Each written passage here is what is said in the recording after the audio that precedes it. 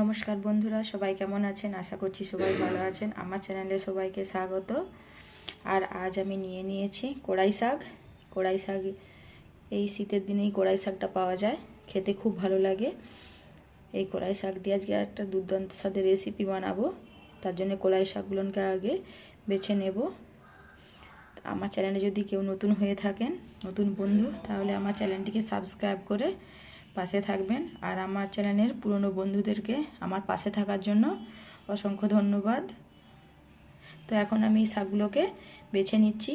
এই শাকের এই যে ডগার দিকের অংশ, এই যে ডগার দিকের এই অংশ, শুধু এই ডগার দিকের অংশগুলো আমি বেছে নেব।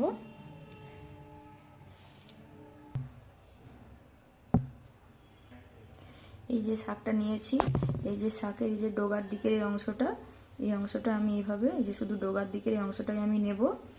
এটা নেব না, এটা বাদ চলে যাবে, এটা ফেলে দিতে হবে। নরম নরম কচি কচি এই ডগার দিকের অংশগুলো নিয়ে আমার রান্না করার কাজে লাগবে, সেই জন্য আমি এই ডগার দিকের অংশগুলো আমি নেব। তো আমি এইভাবে করে সব শাকগুলো বেছে নিচ্ছি। আর খেতে খুব সুন্দর। এই শীতের দিনেই এটা পাওয়া যায়, অন্য কোনো সিজনে পাওয়া যায় না।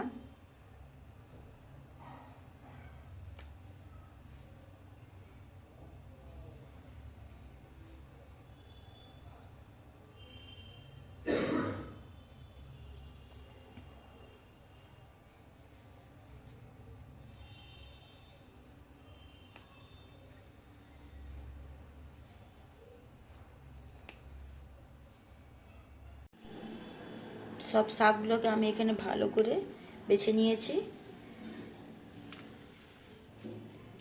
সুন্দর করে বেছে নিয়েছি।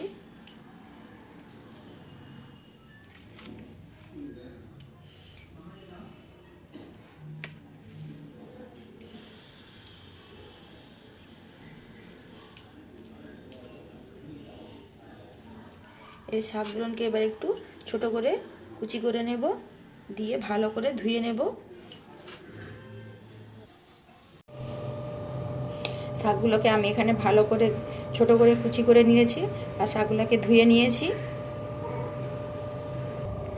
আর এখানে আমি নিয়ে নিয়েছি কিছু পেঁয়াজ কলি আর কিছু সিম। আর এই পেঁয়াজ কলি আর সিমগুলোকে আমি এখন কেটে নেব। এখানে পেঁয়াজ কলি আর সিম দুটোকে আমি কেটে ধুয়ে নিয়েছি। গ্যাস জ্বালিয়ে একটা কড়াই বসিয়ে দিয়েছি। এখন এর মধ্যে দিয়ে দিচ্ছি কিছুটা সরষের তেল। ফোড়নে দিয়ে দেবো কালো জিরে,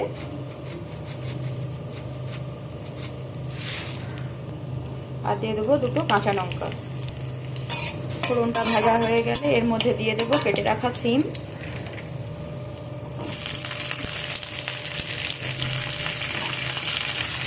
সিমগুলো দিয়ে আমি একটু ভেজে নিয়েছি। এখন এর মধ্যে দিয়ে দেবো কেটে রাখা পেঁয়াজ কলি।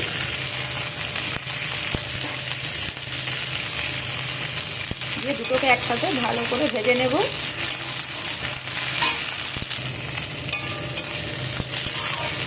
এখানে পেঁয়াজ কলি আর সিম হালকা নরম হয়ে এসেছে। এখানে আমার সিম আর পেঁয়াজ কলি ভাজা ভাজা হয়ে এসেছে। এখন এর মধ্যে দিয়ে দেবো আমি শাকগুলো। শাক যেহেতু খুব নরম, তাই দেরি করে দিচ্ছি। সব শাকগুলো দিয়ে দিয়েছি। তো শাক সাথে সবকে একসাথে মিশিয়ে নেব।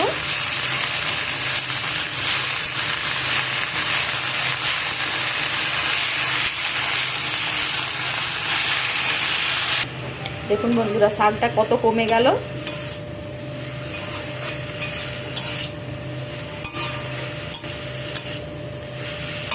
এখন এর মধ্যে আমি দিয়ে দিলাম পরিমাণ মতো লবণ, দিয়ে দিচ্ছি হলুদ গুঁড়ো।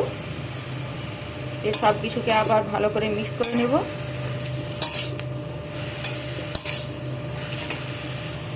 তো এখানে 2 মিনিটের জন্য এটাকে আমি ঢেকে দেব। ঢাকা খুলে নিয়েছি। দেখছেন বন্ধুরা কত সুন্দর হয়ে সেদ্ধ হয়ে গিয়েছে। এতে কিন্তু আমি একটুও জল ব্যবহার করিনি, জল ব্যবহার করার প্রয়োজনই পড়বে না।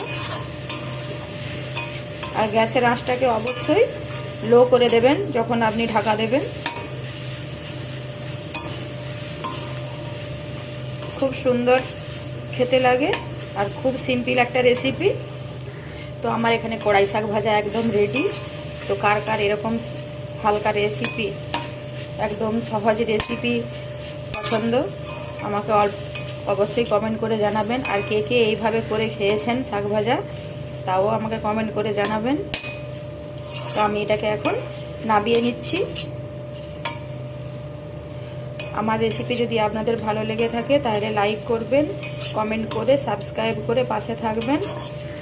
আর এরকম সহজ সহজ রেসিপি দেখবেন।